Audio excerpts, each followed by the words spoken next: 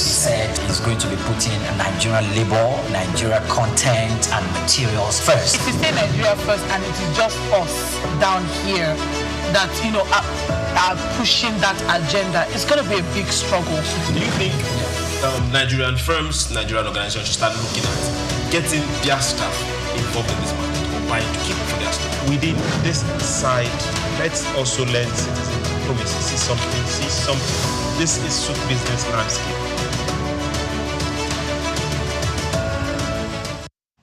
A very good morning to you and welcome to Souq Business Landscape. Now, Nigeria's economy is navigating a transparency test, an oil output bet, and a partial rebound in household support and a record hot equities market, while the global shift is in logistics. Now, climate finance, U.S. industrial policy, and streamlining the economies to reshape boardroom strategy.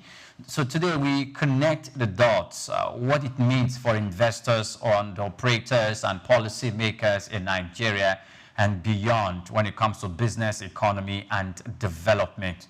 We have stories, most of which we don't know if we'll be able to, if the time will afford us to take all of it, but we will try to see how much we will be able to cover this morning. Thank God it's Friday, and I still have the Night and the Swift right here on the table. Ladies first, good morning, Swift. Good morning. The League of Nations is here. We are here to do what we do and how we do it best. You know what they say, nothing bad happens on Friday, so we're going to have a good show. Okay. And we are going to wind down for the weekend. You know, the old one best, I'm ready for the party. The old one best.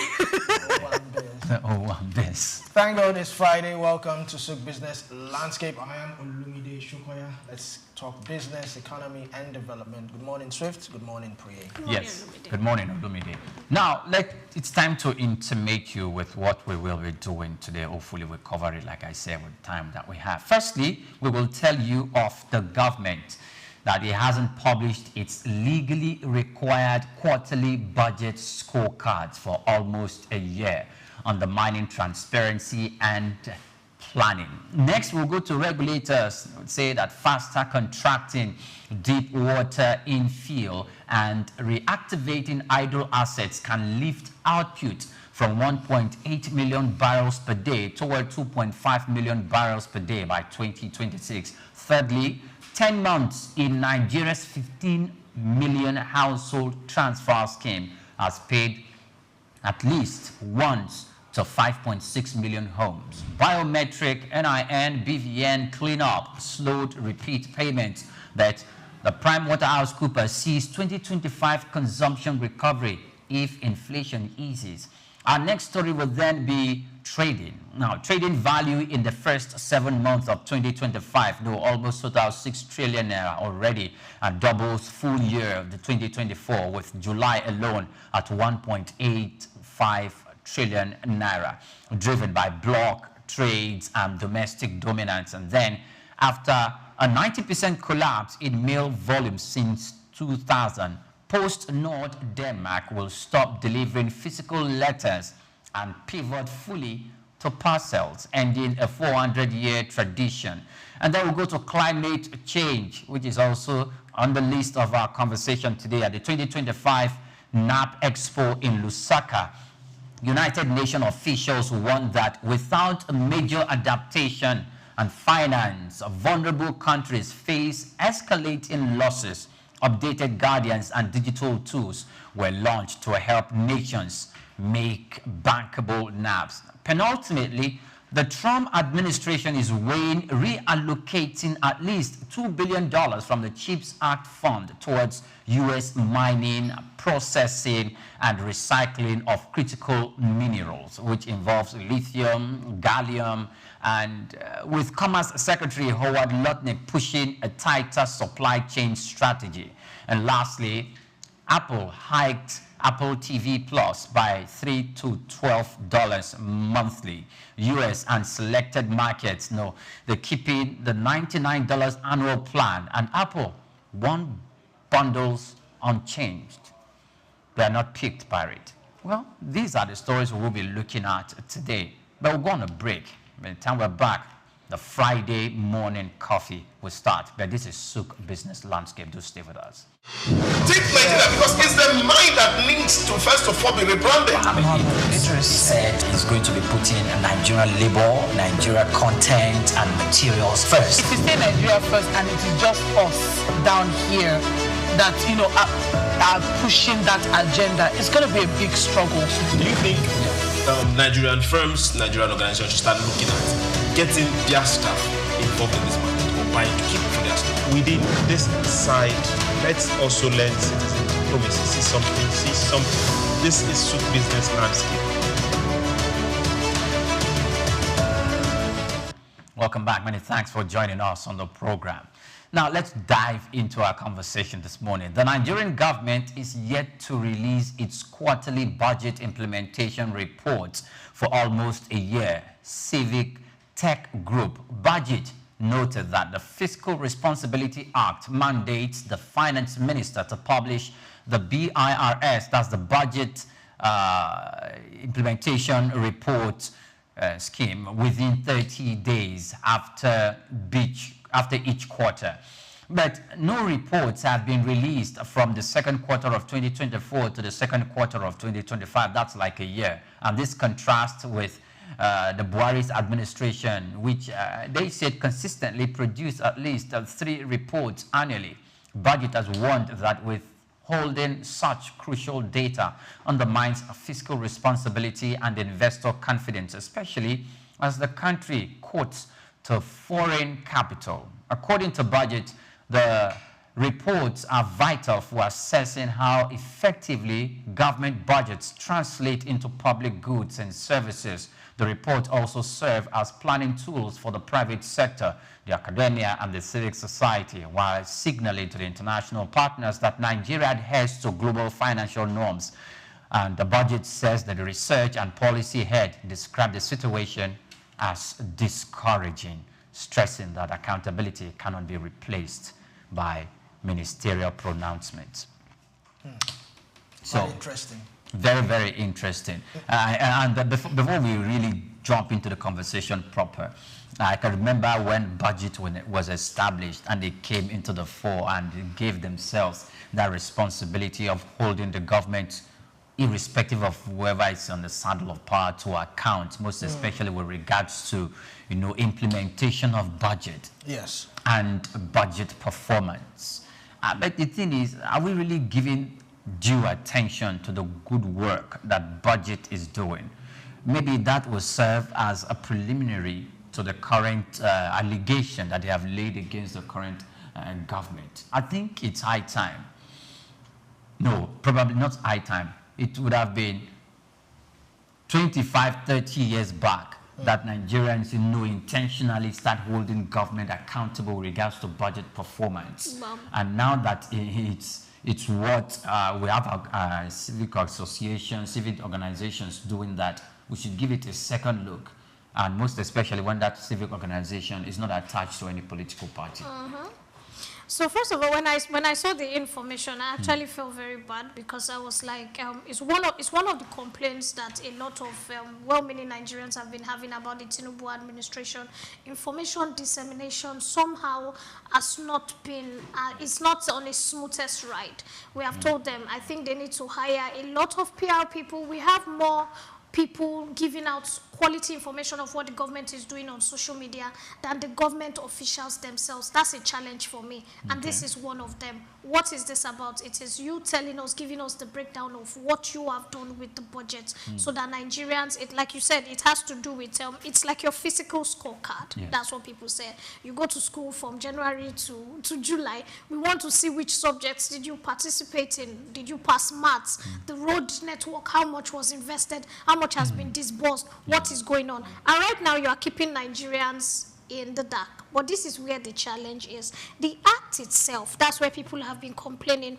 This rule of law, it has no penalty. There's no penalty attached to it if government does not publish. Okay. So that's where people are now That's saying... the budget implementation Yes. report. So if there's no published government implementation reports, there's no penalty to it. And this is where some people are now saying, was it intentional by the lawmakers? Thank God this law was not started under the Tinubu regime. So people are now asking, is it intentional? So they can actually lean back and do nothing. If there was a very difficult penalty attached to it, like the Minister of Finance loses his job, or the person in charge of public relations. No, I'm just saying. Okay. Because look, this is you for a whole quarter. This is a year now. You have not done anything. And if you are looking at their precedents, the Buhari regime, at least as of before they left, they tendered 3 within that year. That's January. They tendered by the middle of the year. When they were about to leave, they tendered another one. They were supposed to tender 4, but at least they did 3. So people were saying, okay, there's some sort of transparency. People were able to come for what they said and say, you said you did this, we are not saying that. But this administration has been silent when it came to this. And it's looking very bad because of especially because of investor confidence. A lot of investors want to see the transparency in your government, and we all know the government is doing very well. We can see what they are doing. We are hearing what they are doing. We are seeing manufacturing taking a toll. We are seeing health taking a boost. We are seeing education. Can we see this, the legal documents, can it be published? Because the more you put Nigerians in the dark, you know that the administration has been fighting a lot of social media criticisms from the inception. Some of the younger people or some of the people who are hotheads on social media feel, oh, we don't like this administration or this, and there's always a negative trend. So if your administration is not curbing this with fantastic PR, which is bringing out this publication to show, look, we are transparent, we know what we are doing, this is what we are doing, it starts to look bad on the government. It also looks bad on people like us who love Nigeria and who want to support Nigeria. Because I had friends bust me try yesterday night, hey, Madam Tinubu, our country must do well, Madam Nigeria, hey, what's up? And I can't say much. I'm just saying, don't worry. You know, we are on it. There's one of my friends, when he calls me, I say, we are on it. He'll be like, you are sounding like you. I said, because I love my country. So for me, it's saddened me. The news hit me in a very bad place. I don't like it. So yes. All right. So according to reports, the Nigerian government hasn't published any budget implementation report since the second quarter of 2024. Now, also, according to the Fiscal Responsibility Act of 2007, it mandates the Minister of Finance to release the budget implementation report within 30 days of a quarter release. Within 30 days. And now it's a year. Now he sounds like one of my friends. That's exactly how So now, this budget implementation report, it shows how government spends money. It also... Now, we are in an era or in a phase where we are trying to attract foreign investment. How do we attract foreign investment when we cannot even meet the basic standard of releasing budget implementation reports? It weakens government, it weakens investors' confidence. There's a trust deficit among citizens of Nigeria. Businesses cannot really evaluate their own performance per the government's performances. They cannot estimate, they cannot actually say, okay, the next year, this is what we can plan for the next year, given the fact that, okay, so amount was earmarked for a particular sector, and this is what happened. We talk about investors' confidence. This is what investors' confidence entails. Transparency. It all boils down to transparency. And like Swift said, maybe because there's no consequences, maybe the people who wrote our laws were very smart enough not to put something underneath that, okay, if you go against this, but they don't have to put anything. We have agencies, we have anti-graft agencies who can actually also look into this. Okay. But before they look into this, I think the National Assembly this is where they need to come in. When the budget is about to be passed, or before the budget is about to be passed, there's so much brouhaha raised that time. Remember, even when Senator Ningi came out to poke some holes in the budget, and remember what happened to it. Yes. Now the budget has been passed. What is going on? No more brouhaha. Nobody's saying anything. This is exactly when the dust should be raised. I'm not saying the government is hiding anything, but you know, when silence could also mean you're hiding something. Silence could also mean yes or no. So I think now is the right time for the Minister of Finance to come out and tell us what is really happening. Okay, I think yes. One thing I like about this conversation is because several times we've discussed on this table budget performance. And budget performance is key to assessing the budget, every year's budget.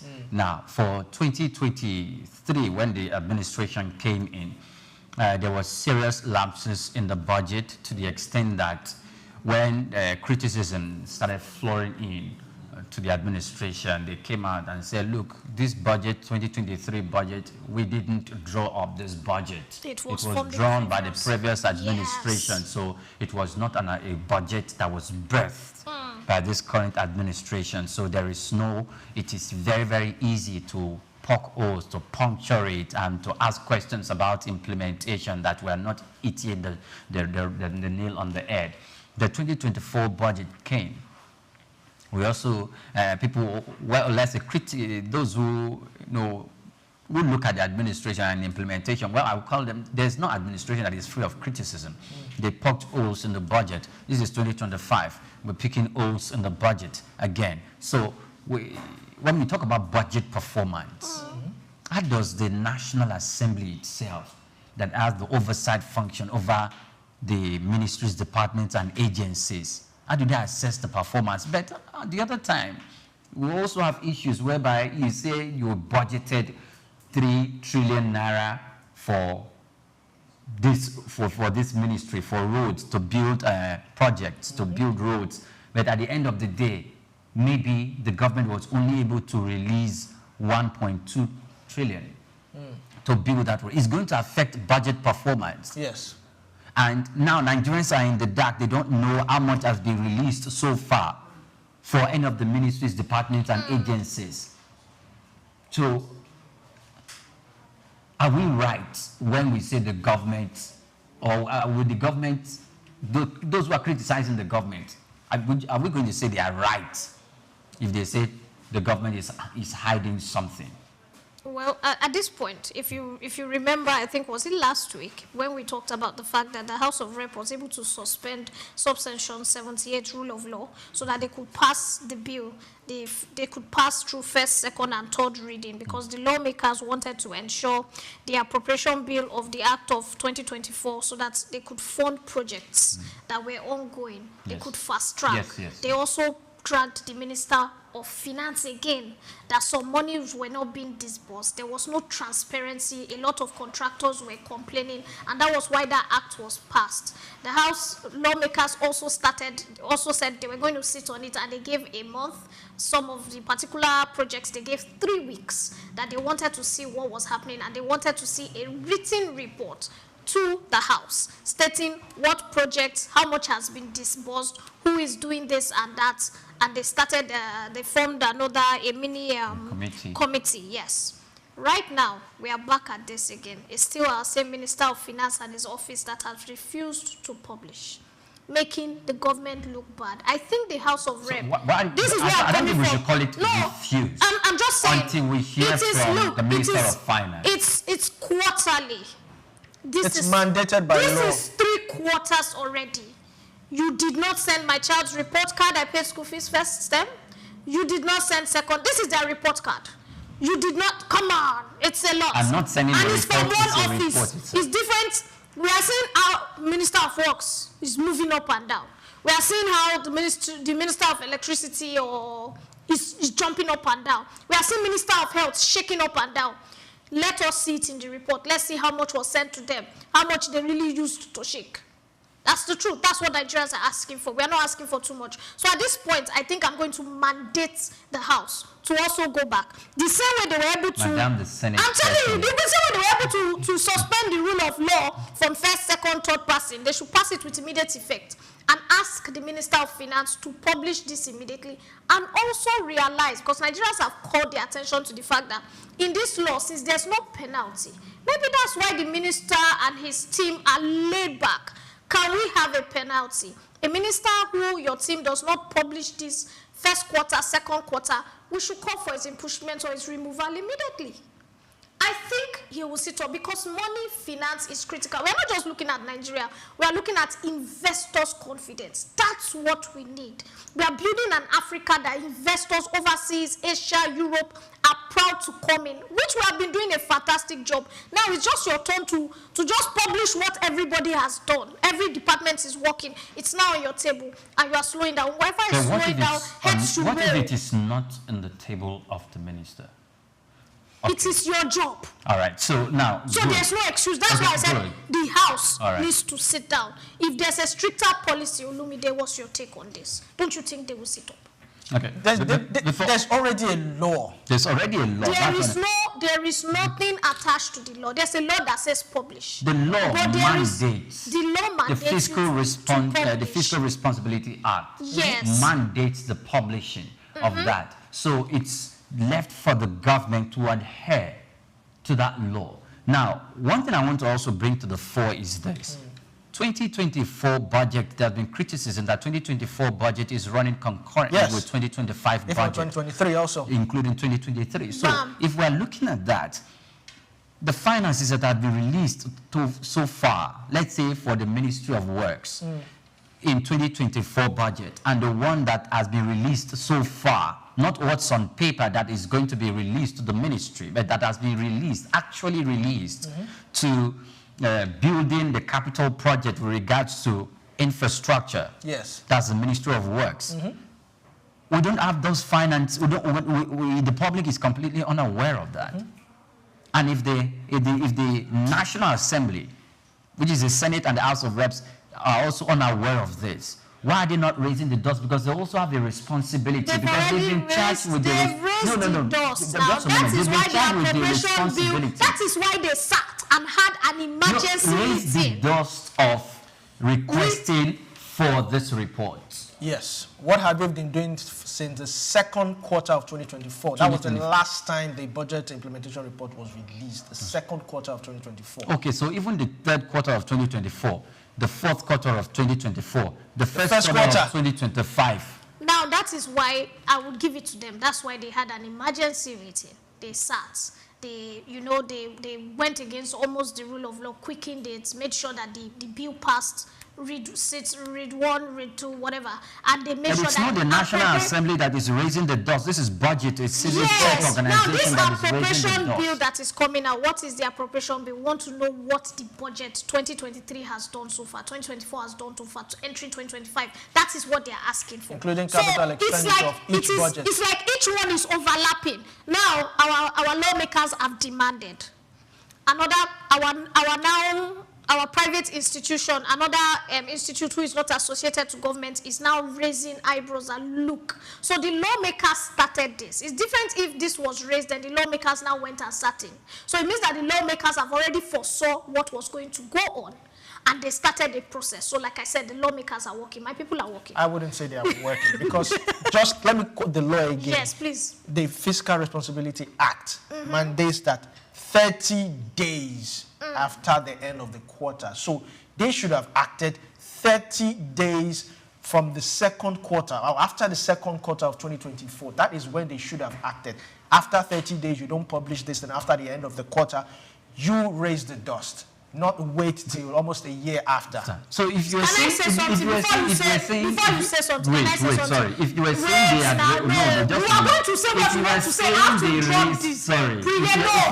Just a moment. Sorry. If you're saying they raised the dust, why didn't they request the appearance of the Minister of Finance in the National Assembly? Okay, so because that would have been a good step forward. For the members in the red chamber, I'll give them a pass. A former governor in Nigeria, when he was supposed to go for second term, his father said something. He said, "You have said my son has failed. If a child fails, what do? You ask him to repeat. At least my people have done one.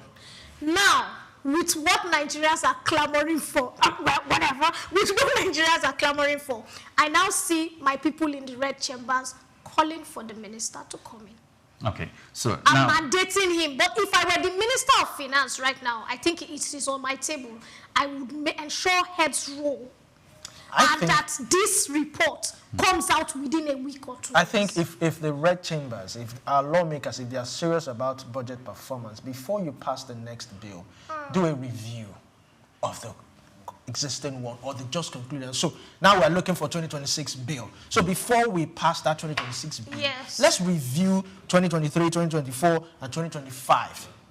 Call all the ministers in charge, every one of them. Let them come and defend what they have done. Settle that before we pass the other budget, so that we will not get to 2026 and we hear we're running concurrent budget of 2025 or 2024.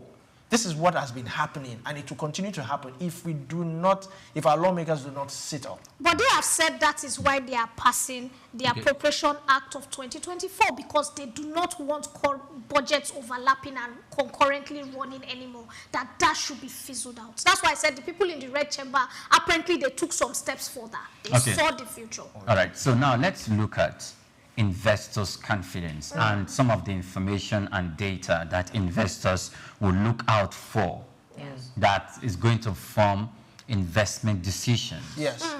Most especially because as we speak now, some of the bonds that the government gave out or put people, there was oversubscription, and sometimes they need that to return and tell people not to continue to subscribe to it. So investors look at this, and some of the things that affects a nation's market, either in stocks or in bonds, and including the capital market, is government's decision. Yes. And if there is a lapse with regards to this, do you foresee this affecting investors' confidence? Because also we've seen where investors no longer go for, or where they seem to be pulling back with regards to long-term investment, and they are returning to short-term investment, and this in itself has some form of...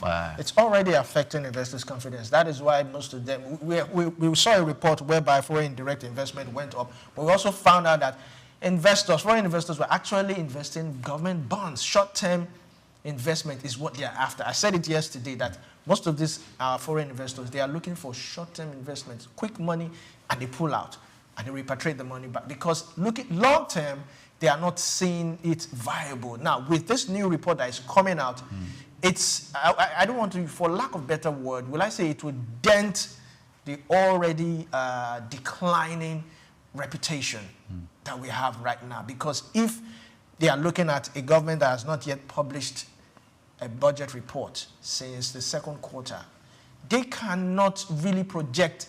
In foreign investors, they like to project 10 years. Nobody wants to come to Nigeria. Nobody wants to invest with the huge amount he has for just a year or 2 years, except if it's just bonds. But if I really want to invest, really go into investing in a country or an industry, I'm looking at 10 years. I'm looking at 20 years. Can I say that for the next 10 years, it's the same government, it's the same policy? Those are things that transparency will be displayed. Those are things that investors are looking for. And yes, I value the fact that President Tinubu has gone, to so many countries looking for encouraging and wooing investors to come into our country. Yes, he has a good plan, but even if you have a good plan, if you do not have the right team around you, it could actually truncate that dream you have, that $1 trillion economy. So can I beg to differ with you slightly before you jump into the next? Looking at the fact that investors' confidence in the boost of investment into Nigeria came with 67%. When you're talking of the long term, a lot of countries, because of the recession, there's a recession going on, an economic recession going on all over the world. From America, even China is hit, Japan, all these economies are shaking. So a lot of countries are not investing long term, and even in Nigeria they are still investing long term, but they are investing in infrastructure because they know that infrastructure can take you to the next level. For this, I know that yes, the publication is key, but many companies, do not forget, do their data analysis irrespective of government. So they send foreign investors, send in their data analysis, find out about the economy, forgetting what's on paper, because they have seen economies like Ghana at a time and Kenya that were boosting. The government brings out these publications that, oh, they are doing so fantastically well. And when you go to the street, when you go to the capital market, you find out that what is on paper and what is happening physically are two different things. So one thing about foreign investments is many times they bring their own team to find out about data. And the reason why we are seeing a 67% is because data on ground is showing that the government is actually doing a lot, and Nigeria is a viable economy to invest in. So I would slightly disagree with you on Okay, that. so but one thing we must note is this. Foreign investors look out for a very, very significant document. The government, they believe, gives out credible information. And one of the ways they get credible information from the government is from documents such as the one we are talking about, budget implementation report that would have shown how much has been budgeted for each ministry, department, and agencies, how much fund has been released, actually released so far for the fulfillment and implementation of this other capital projects by the government in each ministry, department, and agencies, and the work that lies ahead, and the capital that they are even expecting more. So in that specific case, they tend to see where if they had seen that so far the government has released just 1 trillion naira. Yes. And that specific ministry has been given 5 trillion naira. So they will rest like, okay, just 1 trillion out of 5 trillion to fulfill capital expenditure in this specific ministry, department, or agency. They might want to stay back, because if it's such a ministry, even if it's a lucrative ministry, they'll be like, enough. It's not even up to 50% of the budget that was proposed in that ministry that has been released. And those information, credible information, can only be got from this budget implementation reports from the government, not data from outside. If they get it from data from outside, there will be half-truth, because it's not coming straight from the source, which is the government. I just want to clarify that. You really don't know. You really don't know how data works. No. Trust me. Oh. You really don't know. You really. I'm going at this point. I'm going to tell you. You really that's don't. an outburst. You really don't know how foreign investors get their data. Wait. I think that's quite an outburst to say you really don't know. No. Okay, sorry. So when you talk about data, and from the source that it's coming from. Yes. This is an expectation that is coming from government. So far, nobody can tell you how much the government has released so far to each ministry, department, and agencies, apart from the Minister of Finance that's going to collate a report. It's an authority. It's an authority in this. I'm trying to tell you about credibility and authority. So who else is going to give that information? And if the government stands back and somebody came and say, okay, the government has released $2 billion for XYZ ministry, who is that person?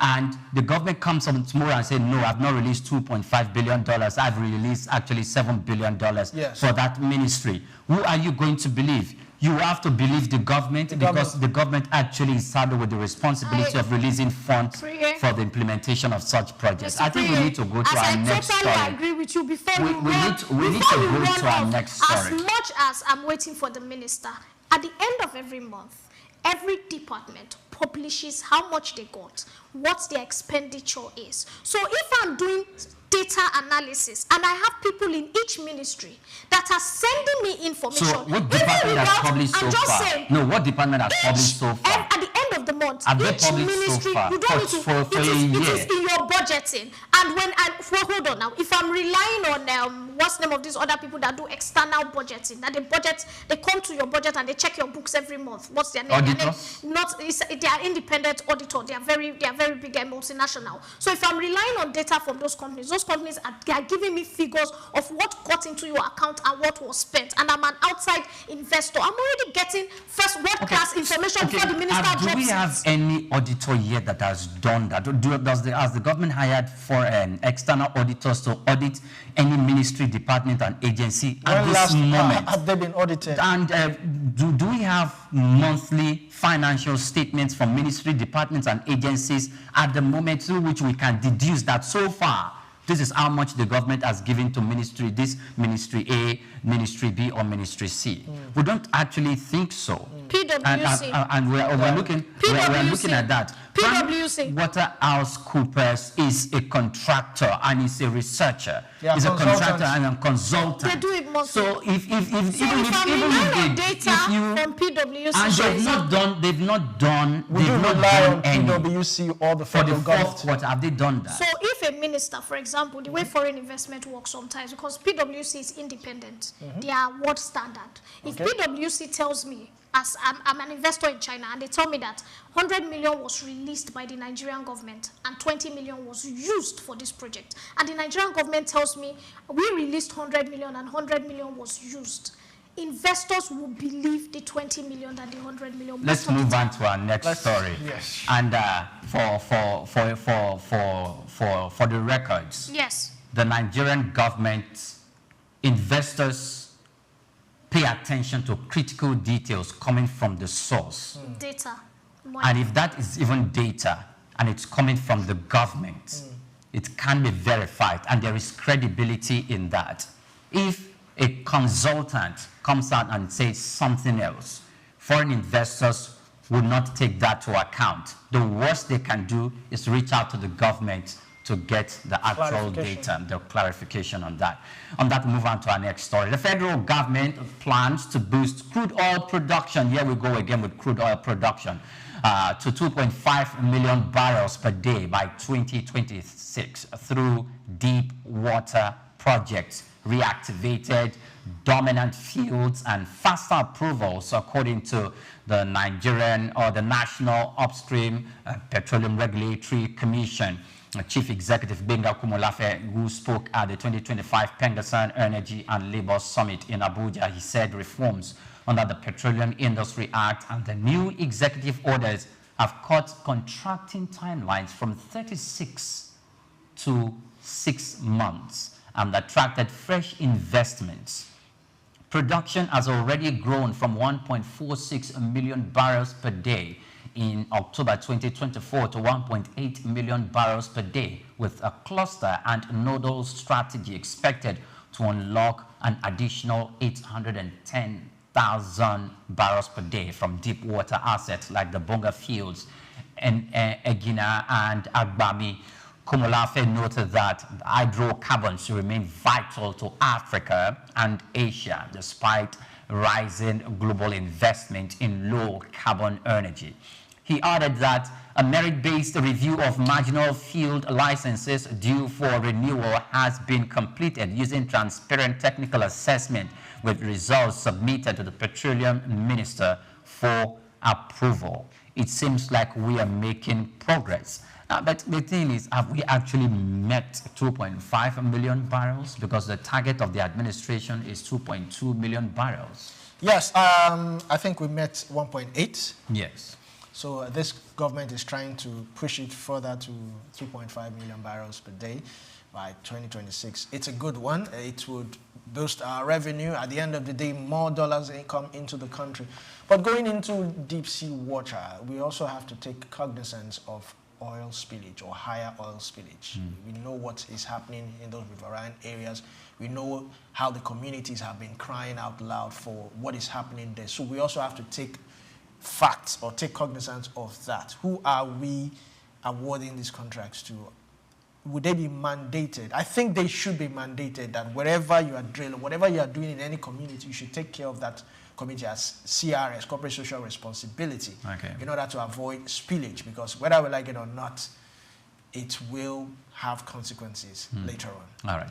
So, Swift. Yes, boss. Yes, deep waters, because sometime last 2 months, myself, Olumide, Chooks, and Dr. were on this table, and we're talking about how the local domestic oil drilling companies, came into the space, and the multinational companies actually moved to the deep water space, and they sold off some of their assets that they had to Nigerian companies who are now operating at the shallow waters space. And some of them, when they sold off their assets, that was when we started seeing some marginal increase, because then we're doing like 1.2 1.2, 1.3 million barrels per day.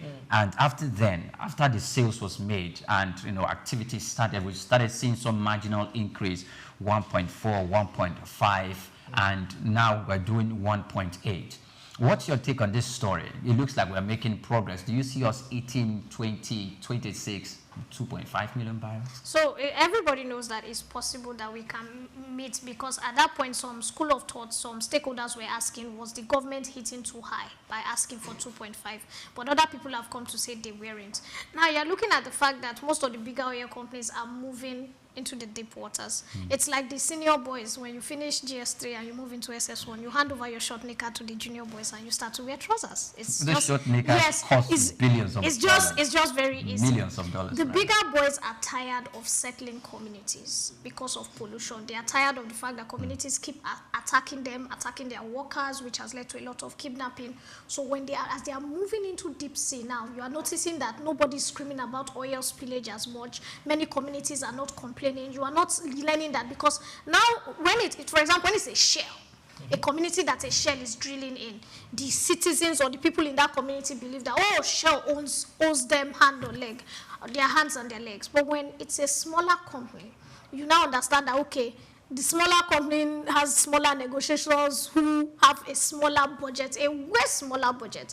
And so people are now trying to, cut their coats and calm down and cut off most of the middlemen. So I think it's a boost for Nigeria. It's helping. The smaller companies are also, many of them are indigenously owned. So when somebody from your own state owns an oil company that is drilling in your community, he knows how to speak your language. His PR person knows how to speak your language, compared to then when all the people that were speaking your language were white people. And once Nigerians see white people, they believe, oh, there's some money coming.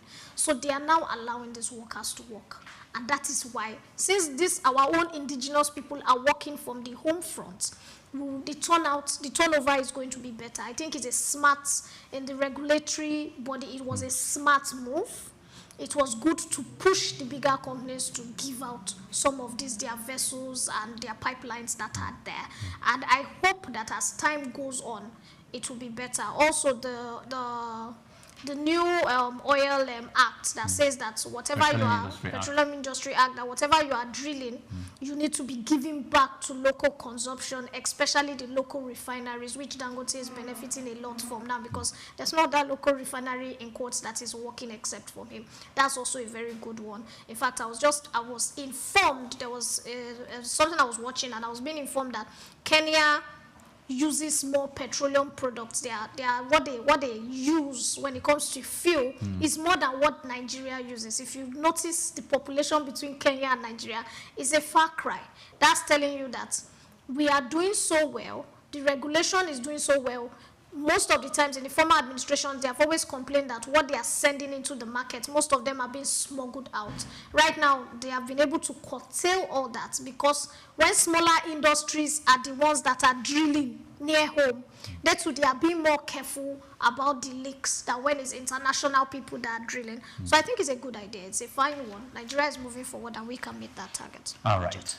Now, we're ready to go for a break. But when it comes to oil production, Nigeria is one of the biggest producers in the world and one of the topmost producers in the continent of Africa. Currently, Angola, which is equally one of the topmost oil producers in the continent of Africa, is seem to be having some asset challenge. Some of their assets and facilities are going through the stage of aging. So the amount of barrels that they used to produce daily seem to have earned some marginal decline. It has gone down, and it was some of the reasons that was given as a result of that: aging facilities and the need to carry out some rehabilitation and maintenance work, and how to replace those aging facilities with new ones. So they've fallen down, but it looks like we are going up. If we sustain this momentum, maybe we will hit the 2.5 million barrels that we're looking at before 2026. We're going to break. We'll be back in a moment. To stay with us. Take Nigeria, because it's the mind that needs to first of all be rebranded.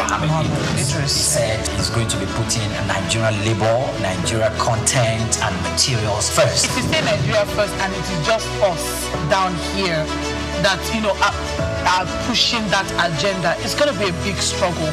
Do you think Nigerian firms, Nigerian organizations should start looking at getting their staff involved in this market or buying to keep for their staff? Within this side, let's also learn citizen diplomacy. See something. This is Souq business landscape. In Africa, if there's one man who has consistently been a household name and index of reference in the business arena, the name Aliko Dangote apparently stands tall. The Africa's richest man clearly benchmarks success, wealth, and prosperity.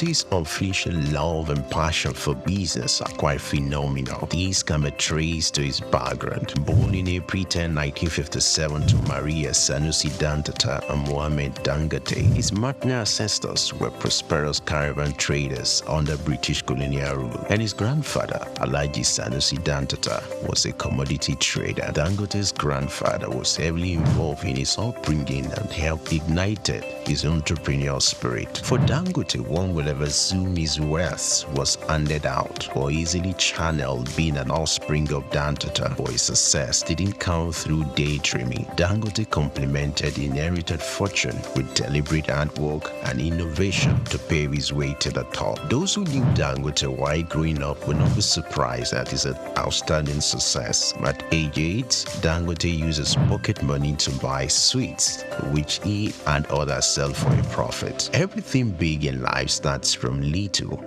Taking a clue from this, Dangote, from a seed loan of 500,000 obtained from his uncle, started business, which he traded commodities and business supplies, primarily cement. By 1981, his firm was successful that he had incorporated other businesses and established the Dangote Group. His empire extended to foodstuffs, including sugar, salt, wheat, cement, haulage, and other business concerns. Among his holdings were Dangote Industries, Dangote Bale Nigeria, Dangote Cement PLC, Benue Cement Company PLC, Dangote Sugar Refinery PLC, Dangote Flour Mills, and Nascent Ally Industries PLC. In addition to his holdings in Nigeria, the Dangote Group has operations in several other African countries. With these giant strides in the business arena, Dangote will forever be grateful to his grandfather for giving him wings to fly. According to Forbes, an American business magazine, Dangote remains the richest man in Africa with an estimated fortune of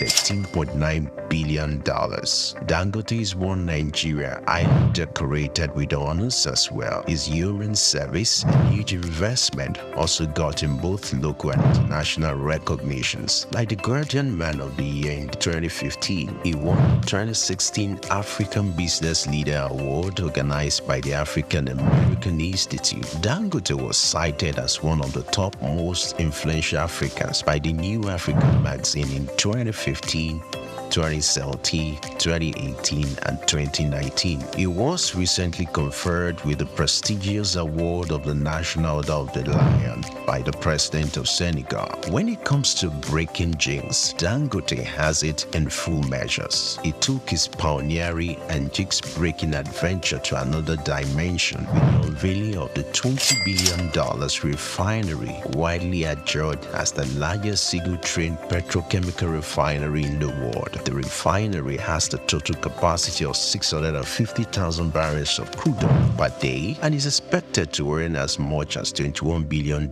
in annual income. Situated on 2,500 hectares site at the Lekki Free Trade Zone, Lagos, it is supplied with crude oil by the largest subsea pipeline infrastructure in the world. When fully in operation, the refinery will provide 135,000 permanent jobs in the region. When it comes to family life, Dangote seems to, however, prefer maintaining a low profile. He got married to Zainab in 1977 but divorced at an unknown date. He was later married to Maria Mohammed Rufai. Dangote has 3 daughters named Halima, Maria, Fatima, and he also adopted a son named Abdurrahman. Dangote is one grounded authority that combines rare intelligence with self-effacing demeanor, a persona that naturally makes kindness. Like an eagle, Dangote's foresight and unusual business acumen make him a rare to come by. Though he owns chains of business in Nigeria and across Africa, the quest by this uncommon risk taker to conquer more business territories may not wane anytime soon.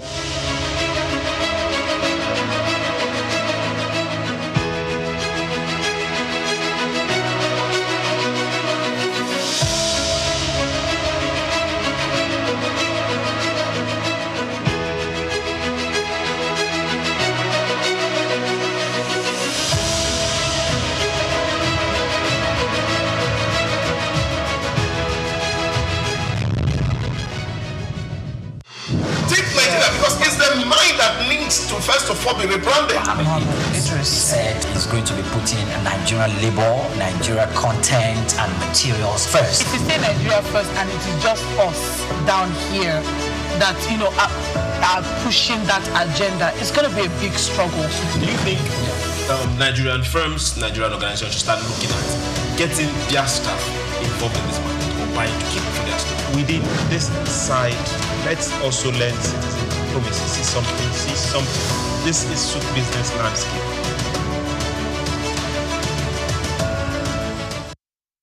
A very good morning to you once again and welcome to Souq Business Landscape. If you just joined us, we've been talking about stories that are making the front burner. Now we are moving on to our third story.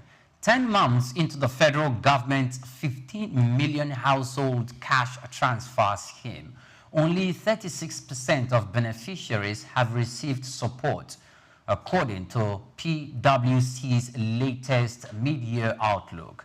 The program launched in October 2023 to cushion the impact of fuel subsidy removal and a naira float has seen 5.6 million households get at least one payment, while only 1.24 million received a third after biometric verification. To expand coverage and improve transparency, the government began linking beneficiaries' details to the National Identity Number, NIN, and Bank Verification Number in April. Despite limited reach so far, PwC projects the household spending will rebound in 2025 after years of contraction, rising to 25.7 trillion naira, supported by moderating inflation, which is expected to slow down to 21.46% on the back of tighter monetary policy and forex stability. The GDP growth is forecast at 3.4%, aided by stronger crude oil output and gains in finance, ICT, real estate, and construction, though PwC cautioned that high interest rates and fiscal constraints could still hinder recovery. So, as we start this conversation, I would like to put it to Nigerians. Maybe I'll put it to Nigerians in the middle of the conversation.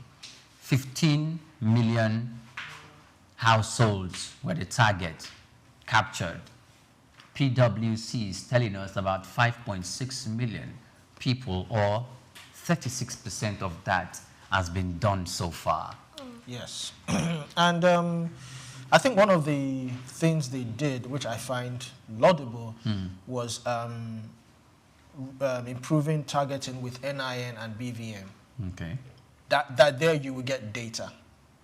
You'll be able to account for those that were actually paid. We can actually know that, okay, these are the people that were actually paid with their registered national identity number or their bank verification number. But let's also take cognizance of the fact that this might also exclude certain households, the unbanked, who do not have BVN or NIN. we have them. We still have them. How can the government access those people to give them cash transfer? Is the government going to take physical cash, walk to their houses, and get to know that they are the poorest of the poor or the vulnerable to give them money? So, if we're talking about the poorest of the poor, I think those are the poorest of the poor. That don't have bank accounts. Yes, those are the ones that actually the poorest. If you really want to look at the people who will require us, the less privileged, the bottom of the food chain, those are the kind of people that the cash. But then again, because of we are a peculiar country, if we say we should distribute this kind of money via cash or raw cash, we know it's some unscrupulous people will keep some back for themselves and distribute less than 50,000. I think it was 50,000 naira that was supposed to be. So some people might end up getting 10,000 naira, 20,000 naira, 30,000 naira. But with the BVN and the NIN, it goes directly into your account. It's 50. It would show that it's 50,000 naira. The receipt to be there. So it's a laudable one. I think they need to also try as much as possible to capture more. I think one of the hurdles is the BVN and the NIN clarification, because for you to access that kind of money, you must have a BVN or NIN, and we know the stress involved when trying to get a BVN or NIN. BVN, I think BVN is it's easier to access, maybe because of the financial institutions are there, they can readily make that. But NIN, you probably have to go to one small kiosk and you sit down, take a picture. Sometimes they'll tell you your picture was not well captured. Sometimes they'll say your birth certificate or your something, some irregular information you've given do not tally, and you might have to, even people who have done the NIN for years, they get information that, some records do not tally, and they have to now go back and sort some things out. So I think that's one of the things that is actually might be the thing. Then again, if you look at our economy also, I have nothing against cash transfers, but let's also look at our fragile economy. We're trying to recover. We're trying to gain strength. We're also trying to boost investors' confidence. This is one of the ways we can actually boost investors' confidence. Okay. This is one of the ways investors can actually know that, okay, when the government set out to do certain things like this cash transfer was supposed to be to cushion the effect of fuel subsidy removal and the constraint that followed, that some people who would really feel it the most will be able to have something. Even though I do not believe in giving people money, I believe in skills acquisition, open a big place for them, let them train them, and after training you can give them certain equipment, maybe a sewing machine or something, so that they themselves are empowered. You cannot empower anybody by giving them 50,000 naira. Let's be realistic in this economy. So, but then again, well, 36%, I believe we can do more. Okay. So. Okay. All right. So the Minister of the Commissioner for Women Affairs in Oyo State, I want to use her as a point of contact or as a case study.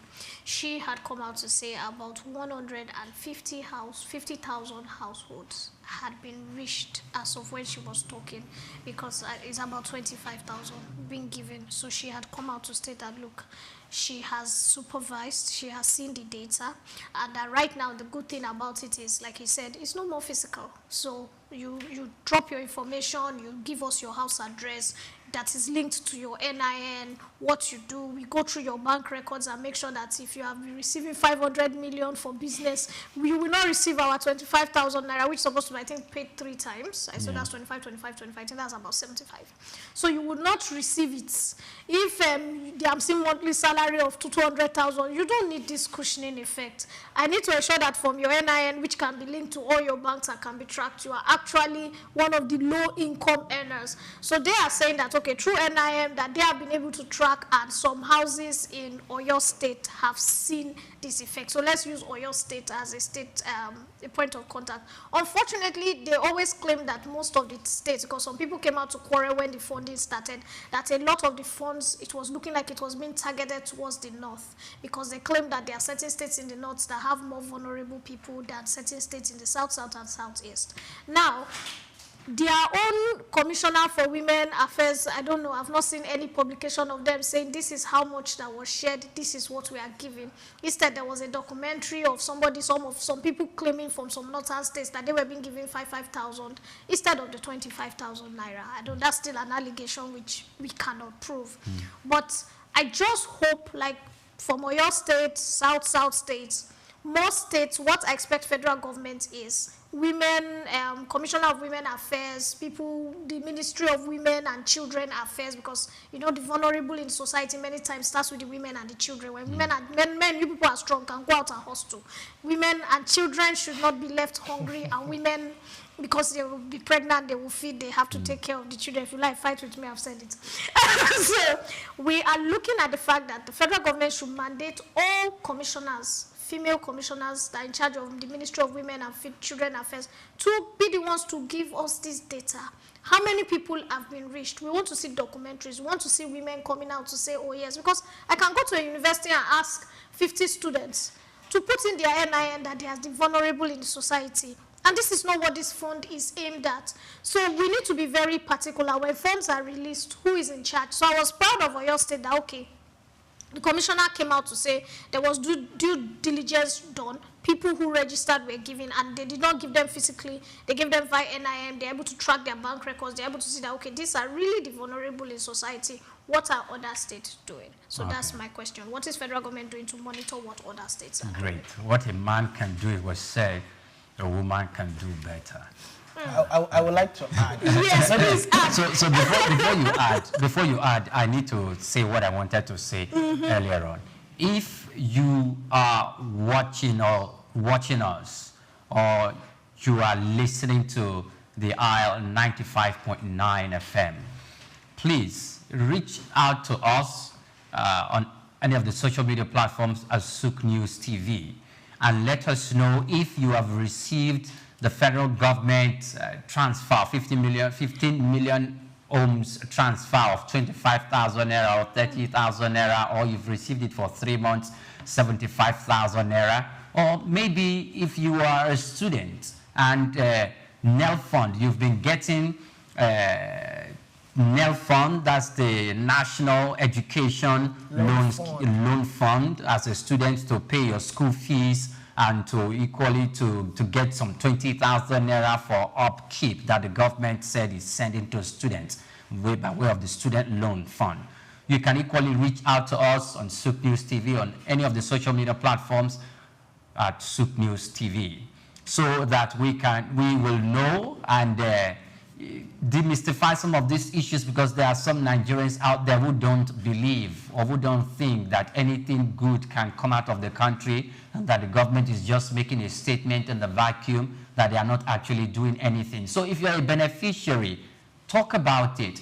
Reach out to us. Tell us you want to talk about it. And please, if you are coming and you're claiming that you received payment, kindly also send us, as you're sending us a message on social media, send us the receipt so we can see it and verify that you actually received it and the government is doing what it's supposed to do. Yes, Olumide. I was going to add that, Yes. but if you look at it again, not everybody will want to come out and say, I've received 25,000 naira. Why?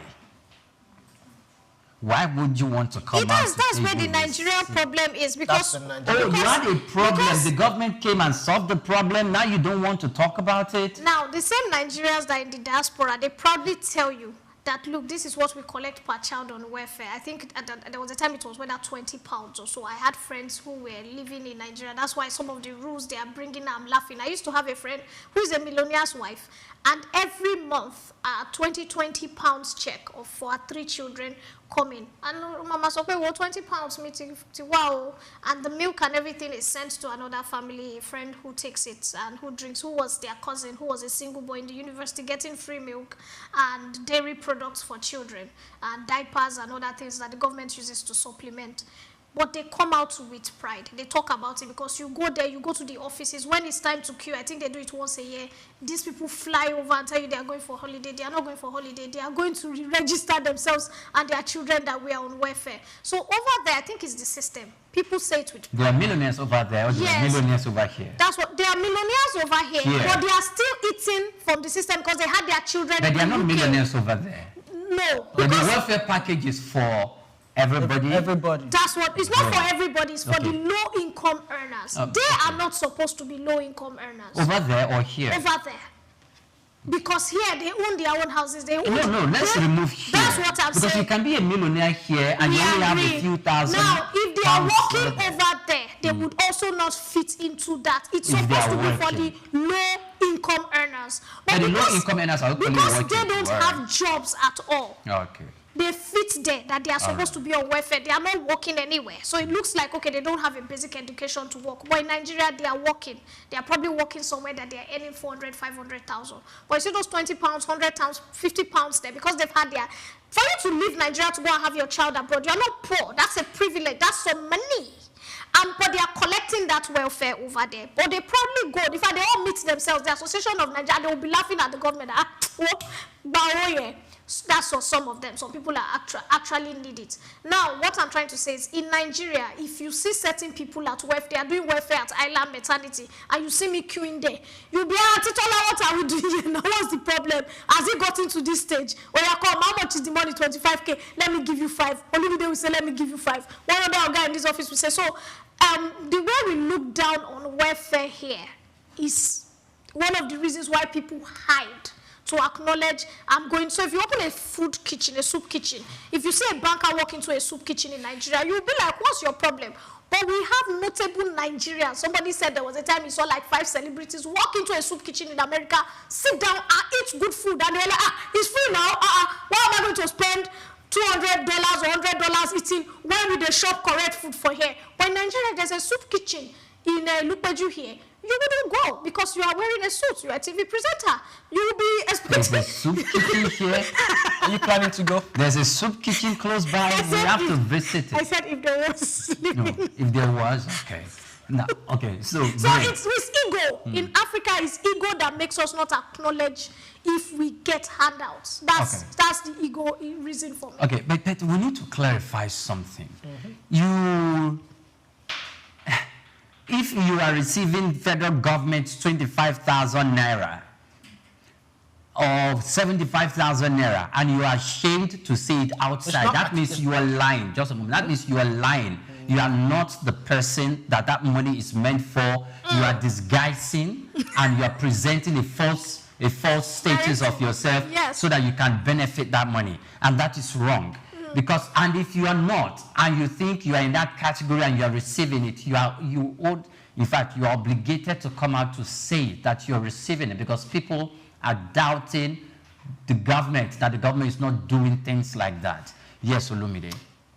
I would not agree with what you just said, because whether we like it or not, every citizen of Nigeria still have their own privacy. Every citizen of Nigeria has a privacy? Yes. You have a privacy when the data is there. Come the to facts public are and there that you collected this money. What fact?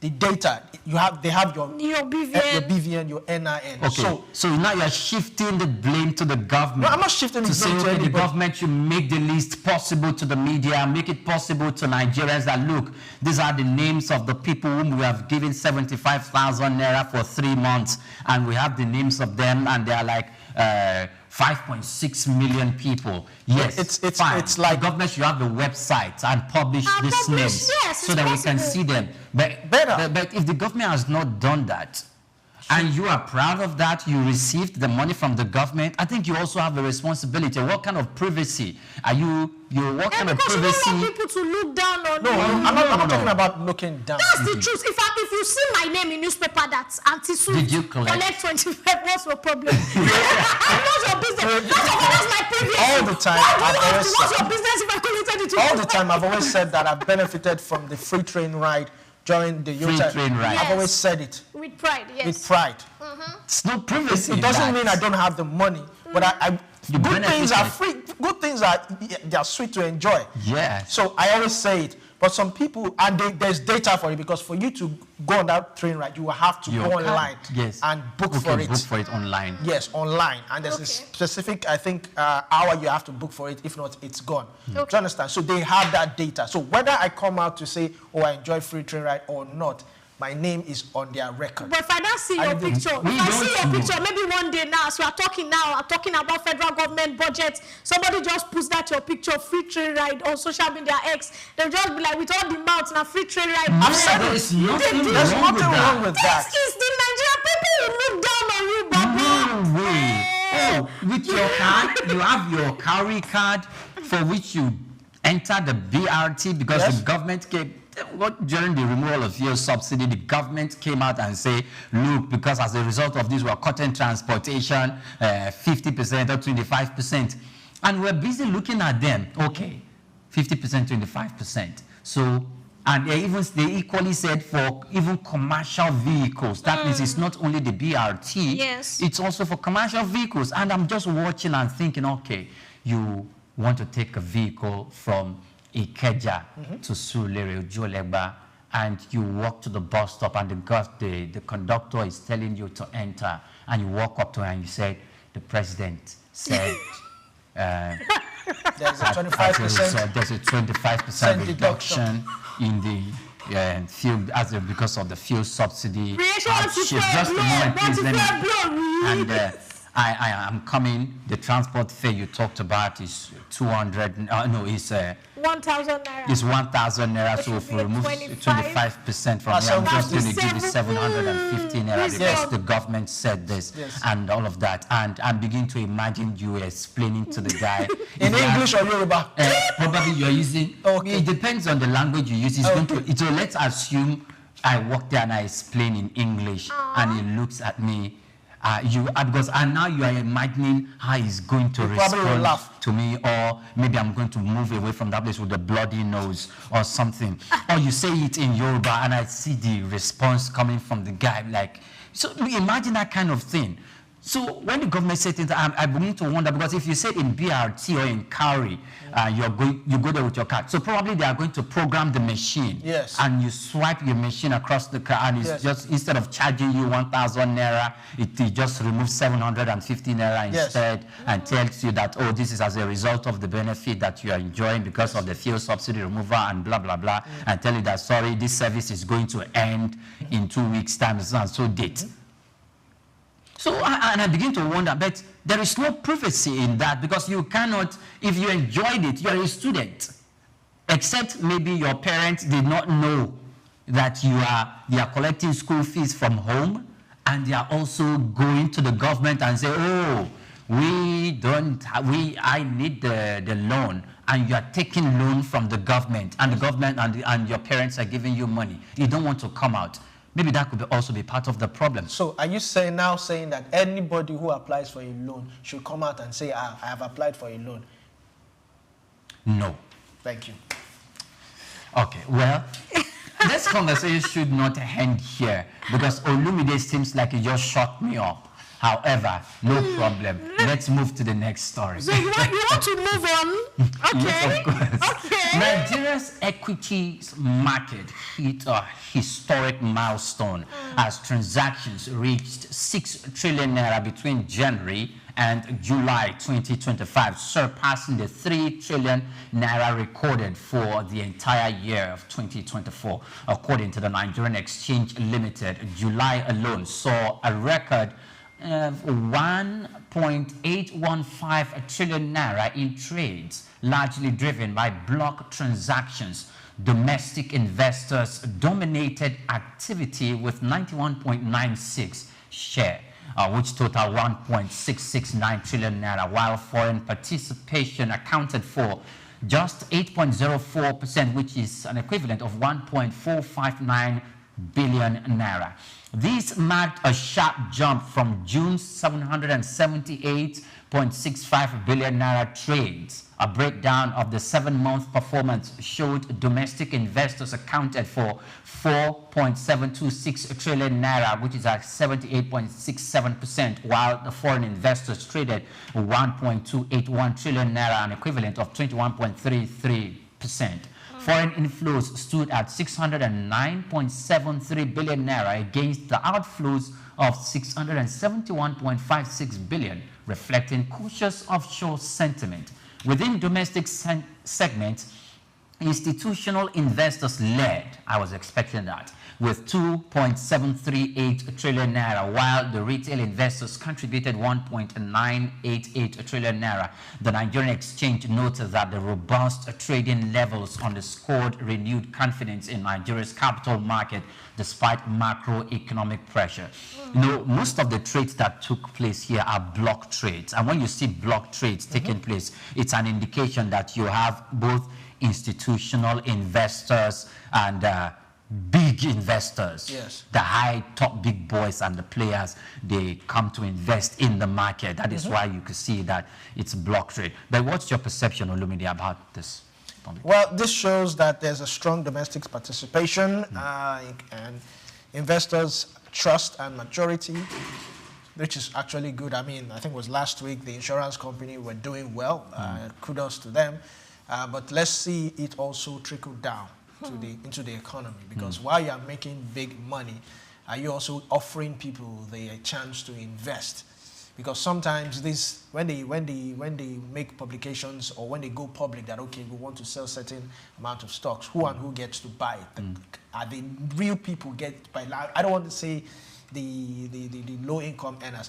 Anybody should have access to this. But it's a good one. It's a good one. But my fear, like I've always said, is I hope this is not on the short term. This should be long term. Because when you look at the capital market, it's long term. People feel that it's just short term. Invest for about 6 months and I pull out. And no, it's long term. Okay. So this is a good one. It will also boost investors' confidence in our market that yes, we are actually doing well. And I think this has to do with our MPC rate. Yes, it's really strong. Kudos to Cardoso himself and the policies that he has been really at it. They've been trying to maintain and stabilize the currency also. It's a good one. Okay, but even though we saw institutional investors, you know, taking the lead of about 1.2 trillion, about 2 trillion thereabout, there's huge individual participation, because the numbers are quite high when you come down there. So what's your perspective in this? Like Omolubide said, there's a lot of investor confidence. If you look at the 5 biggest trading companies, somebody said they literally they are running almost 60% of the Nigerian stock exchange. They have the biggest trades. You are looking at Bua Foods. They have been competing with MTN. They have been either they're number 1 or number 2. In fact, as of last 2 weeks, Bua Foods is number 1. You are looking at MTN Nigeria. You're looking at Dangote Group. You are looking at Bua Cement. Then I think Etel. Then the banking sectors, like we said some months, a month ago, they seem to be doing so well. UBA is doing fantastically well, and their stocks are getting better. Investors' confidence. So, for example, I want to put my money on Bua Foods. We were talking about manufacturing yesterday. I know where Bua Foods manufacturing plants are. I know what they are seeing. I'm seeing their stocks. I'm seeing their market. I'm seeing that 70% or 80% of Nigerian households are buying their products. I'm seeing their gari. I'm seeing their semo. I'm seeing whatever they are selling, and the confidence is for even the layman, the woman on the street. It's not hard for me to convince the woman on the street that, Mama, put this amount of money into stocks. Let's try Dangote. Let's try this. So the Nigerian Stock Exchange is doing so well because we are no more dependent on anything foreign. Most of the stocks, the 4 stocks or the 3-4 top stocks that are holding it are from Nigeria. They are Nigerian companies with manufacturing, great industries that we are seeing. Like he said, the maintenance of our naira against the dollar and against other currencies, this fact that your currency is stable is enough confidence. It means that your stocks are not going ridiculously. Imagine the money, your 140 naira moving, suddenly you now have to pay 170 or 180 in a state of 2 weeks. The stock market will be terrible. So that consistency has really helped. Thank God for our manufacturing. I will say it again. And the fact that government has solidly stood behind them, reducing tariffs, making sure that everything they need is perfect for them, because the stability in government is what is making the manufacturing stronger. So We are doing a fantastic job thus far. Yes, and on this note, we will go on a break. When we return from this break, we will look at a few other stories before we call it a day. You're still watching Souq Business Landscape. Take Nigeria because it's the mind that needs to first of all be rebranded. Literally said is going to be putting Nigerian labor, Nigeria content and materials first. If you say Nigeria first and it is just us down here that, are pushing that agenda, it's going to be a big struggle. Do you think Nigerian firms, Nigerian organizations should start looking at getting their staff involved in this market or buying to keep for their staff? Within this side, let's also learn citizens. See something. This is Souq Business Landscape. Dr. Zak A. Adedeji, whose leadership has significantly transformed Nigeria's tax administration, is a distinguished first-class graduate in accounting from the prestigious Obafemi Awolowo University, Ile-Ife, and he currently serves as the chairman of the Federal Inland Revenue Service, FIRS. I firmly believe in the wisdom encapsulated in the statements. Revenue growth is the lifeblood of a nation's economy, providing means to fulfill essential duties to its citizens. These words capture the core principle that will guide us as we navigate the challenging terrain ahead, ensuring that our nation thrives and fulfills its obligation to its citizens. In our pursuit of greater fiscal future, we are determined to align ourselves with President Bola Tinubu's Extreme Fiscal Policy and Tax Reform Committee. This collaboration will enable us to shape the prosperous fiscal landscape that will empower our nation's growth and development. Born on January 8, 1978 in Ogbomoso, Oyo State, Nigeria, Dr. Adedeji is an accomplished accountant and public officer with extensive expertise in corporate taxation and public finance. His journey in public service began in 2011 when he was appointed as Commissioner for Finance in Oyo State. In that capacity, Adedeji introduced transformative financial reforms, most notably the establishment of the Treasury Single Account (TSA) to streamline government revenues and expenditures. In March 2021, President Muhammadu Buhari appointed Adedeji as Executive Secretary of the National Sugar Development Council (NSCDC). In this capacity, he founded the Nigeria Sugar Institute and spearheaded the Sugar Backward Integration Program, which sought to enhance local sugar production and reduce reliance on foreign imports. In June, Take Nigeria because it's the mind that needs to first of all be rebranded. Literally said is going to be putting Nigerian labor, Nigeria content and materials first. If you say Nigeria first and it is just us down here that, are pushing that agenda, it's going to be a big struggle. Do you think Nigerian firms, Nigerian organizations should start looking at getting their staff involved in this market or buying to keep for their staff? Within this side, let's also learn citizens. See something. This is Souq Business Landscape. Welcome back. Many thanks for joining us. Now, at the 2025 NAP Expo in Lusaka, Zambia, the United Nations called for massive investment to close climate adaptation, financial gaps, and protect vulnerable communities.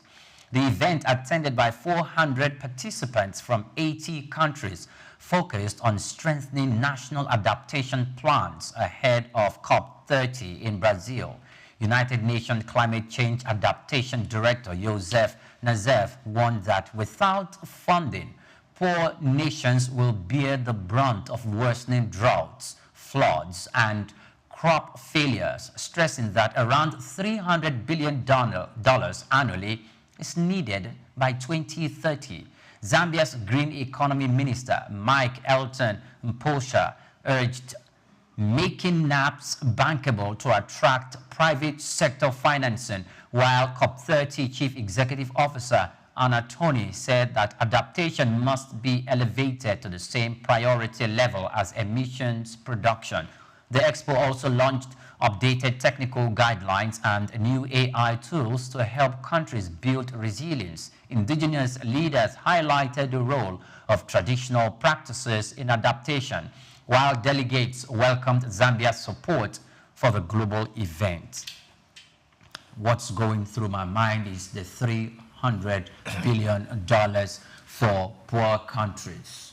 While I don't like calling Nigeria a poor country, and the countries in Africa, while I don't want to refer to them as poor countries, I like the $300 billion that should be going to poor countries, and I know that it should come to, in fact, about 75% of that, or 50% of that should come to Nigeria alone. Should come to Africa. Okay. Yes, and for the 50% or 65% that will come to Africa, at least about 15% should come, or 20%, or 20% is a bit too big, right? 10%. 10% is small, and 15% should come to Nigeria. There's drought in the southeastern part of the country. Yes, There's flooding in the northern part of the country, in the southern part of the country, and some parts of Lagos, in Ogun State, there are floods, there are roads that need to be built, there are drainages that need to be made. So we need the money. Recently, during the rainy season, it rained cats and dogs for almost 24 hours, and we knew that day a lot of people were absent at work in their different offices. So, do we really need that money? No, Lumide, we need the money. You know why I said? Maybe you should give us reasons why we don't need a chunk from the $300 billion. Maybe the question is not do we need that money? Do we know how we would implement that money? Because not far too long, I remember Borno, Maiduguri, what happened when 75 of that city went under, and billions went into that place to cushion the effect. How was that being implemented? What are the reports? Where did the money go? And how was it judiciously spent? That's one of the things I'm looking at. It's all fair and square if we get this money, but how is it going to be distributed? Via federal government to the state government? Is it going to be directly, or will it go directly to the local government? Or would there be some people, would they set up a committee of people who would monitor the implementation of every phase? Those are the things we need to look at. It's not just collecting this money and say, okay, fine. And how we're also going to make use of advanced tools like AI, drones. How we're going to deploy all these tools to make sure that, yes, the actual people who need it. Because if you look at it, almost more than 30 states, half of the states in Nigeria are prone to flood. And we know the rains come April to about November. And NEMA, they give updates about where the states that are prone. So how are we going to judiciously implement this? These are some of the things we need to look at. Okay, for the Ministry of Humanitarian Affairs and Disaster Management are responsible for coordinating these activities. So it's almost a sure thing that the funds that will be doled out for it to rectify this natural disaster and provide some form of succor to the people who went through this hardship will come through that Ministry of Humanitarian Affairs and Disaster Management. Okay, so if you actually look at the rollout of what the summit was all about, there was a part that was about data-driven risk management to build climate resilience. What you are saying, how do you cushion the effects of flooding, cushion the effects of erosions, cushion the effects of droughts, intercommunal clashes when it comes to food. And this is where I'm confident that compared to my brother Olumi, they will be able to get some of that money. Because to be fair, Nigeria has shared our own crisis when it comes to all those factors. Unfortunately. But I'm looking at the fact, first of all, the community, the fact that we are meeting with other African countries. Every time I hear that there's a summit, there's a training, there's a meeting, there's an international gathering where African countries and European countries sit together, brainstorm, discuss what is the next level for our nation building. It's always very brilliant, because whoever you are sending there, they are learning skills, they are seeing what is happening, they are seeing the development that is going on, they are seeing what other people are saying, and we can bring this back to our nation, which we have been seeing. We have been seeing a lot of revolution when it comes to AI, IT. By the time Nigerians heard that Google had built a hub in Ghana, we started to push for our own hub here. Now, why would there be a hub there? Why is there a hub in South Africa? Why is there no a hub in Nigeria? I remember when under President Buhari, when they, banned Twitter, which is now X. I know how Nigerians responded. But there were certain things that the Minister of Information were asking for, which were brilliant. You should have an office here. 70% of your staff should be employed. They should be Nigerians. Let us see money coming back into this nation. So a meeting like this where there's money to be shared, good one. Everything they have said kind of fits with us. They're looking at AI. They're looking at innovations. They're looking at like I said, climate change, things that affect the climate. It's a good thing. It affects us in Nigeria. You also asked, how is our government, like he said, he wants to make sure that money does not just come. Let us see a transparent process of how monies that are being shared is trickled down and shared properly. You're asking humanitarian...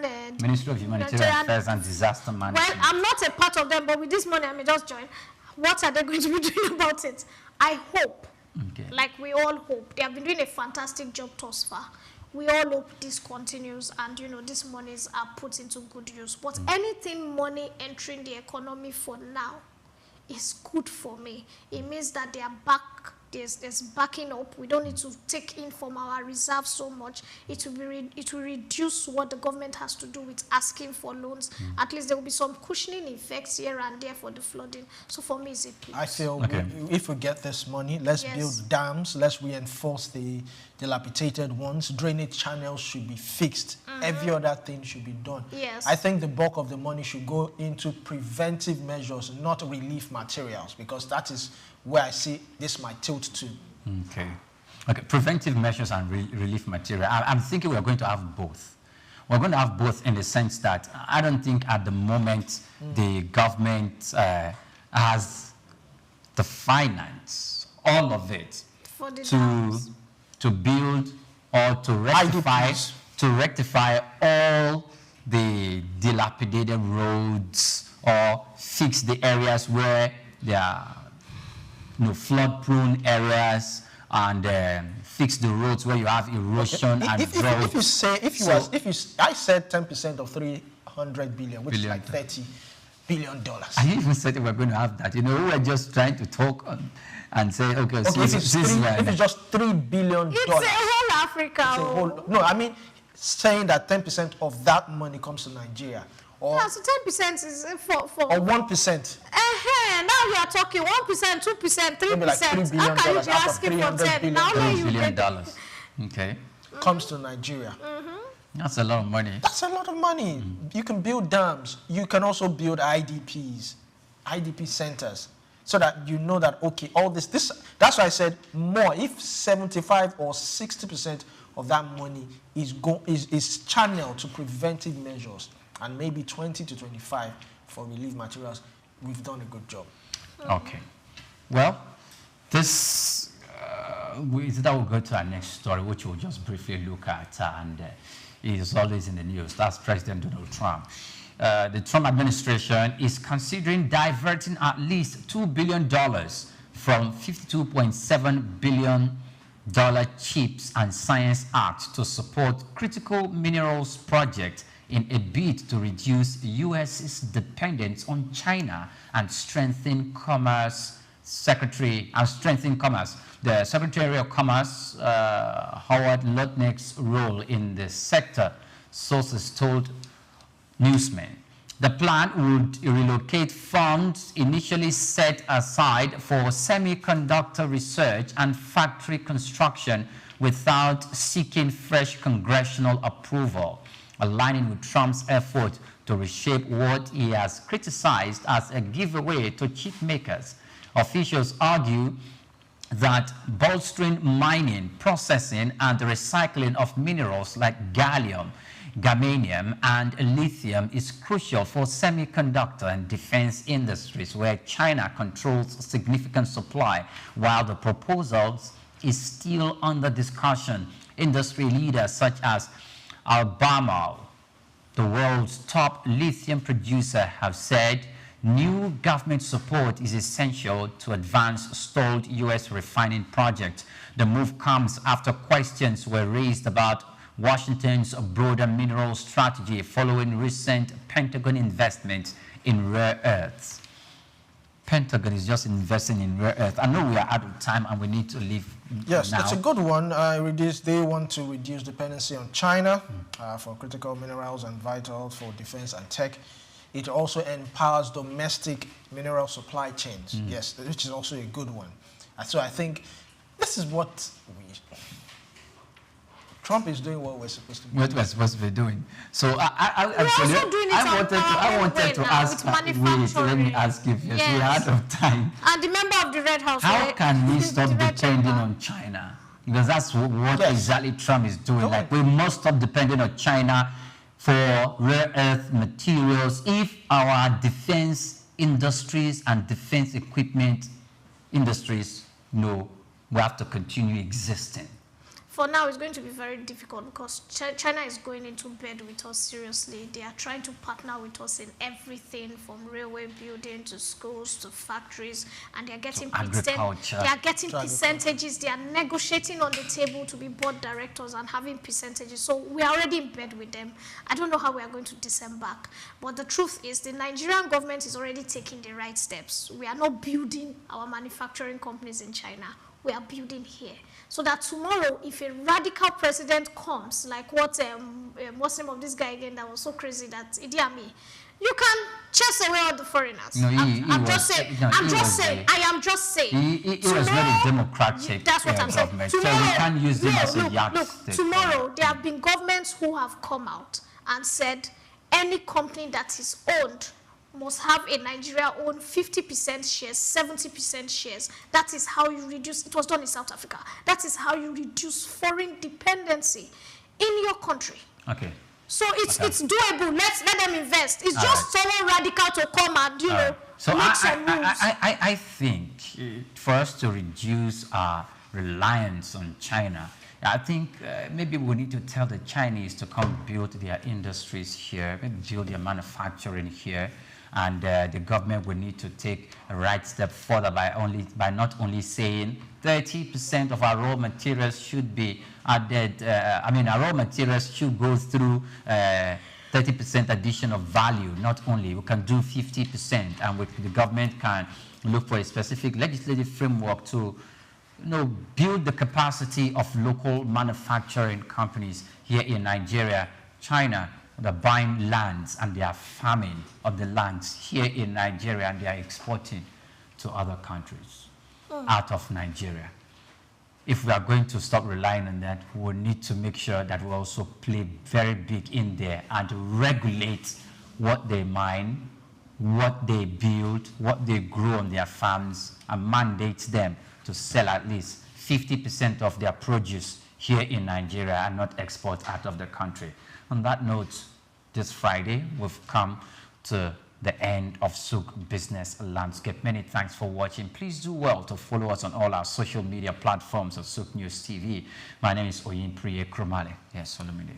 It's been a pleasure staying with us on Souk Business Landscape. Remember to be a good citizen of Nigeria, promote Nigeria, think Nigeria, and be Nigeria. I am Olumide Shokoya. Enjoy the rest of the day. Like I tell you, it's Friday. What else can you do? Throw your hair back, have fun, jump into any party, do mukbamuya, and have a good day and prep for Monday. My name is Swift Aderito. Have a beautiful day. Bye-bye.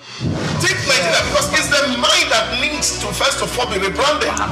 Idris said he's going to be putting Nigerian labor, Nigeria content and materials first. If you say Nigeria first and it is just us down here that, are pushing that agenda, it's going to be a big struggle.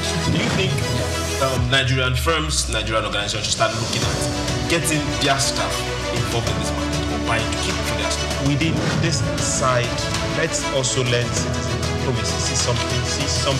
This is Souq business landscape.